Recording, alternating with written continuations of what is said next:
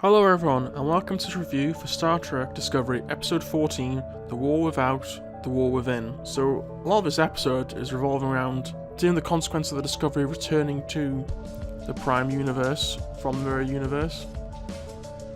And we're getting a lot more exposition, a lot more data, information about this, or for this episode, because this episode does feel like it's trying to get back to the previous plot of the Klingon arc, and it might not be as intense as the previous arc, but I thought it was a perfectly fine way to set the season up to finish. I mean, you could have I could have had the previous episode as the finale, and that would have worked out quite well, because it's a nice cliffhanger episode to build in to a season 2.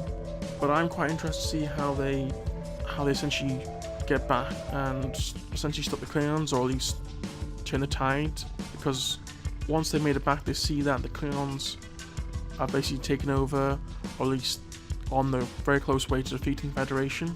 But we get in this episode, it's not really a united front, it's more of a divided Klingon faction. So the Federation, I'm quite surprised the Federation are actually doing so badly, though, considering in the previous episode we've seen how badly the Federation are in regards to their tactics, because it seems like each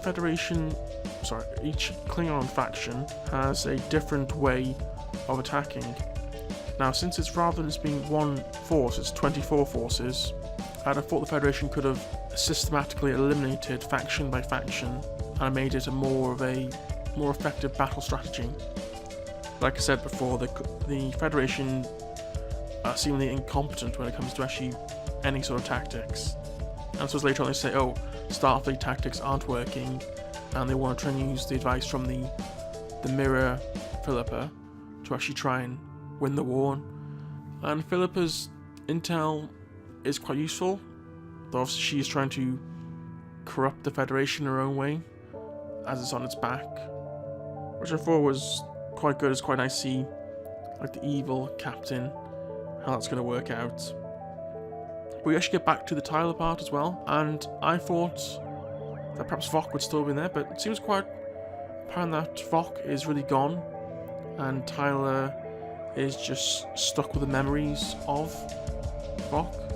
Well, when they actually explained as well, it seemed more like that the body was Vok's, but they changed Vok's to look like Tyler, so in a way it's more like Tyler has taken over Vok's body, which is a rather strange thing. And it was quite nice to see in the beginning episode where Cornwell and the boarding crew were all the main founding species of the Federation: Andorian, Tellarite, Human, and Vulcan, and how they used it was quite good how they used Sarek to basically mind meld with Saru and to quite quickly get the layout on what's happening with Discovery.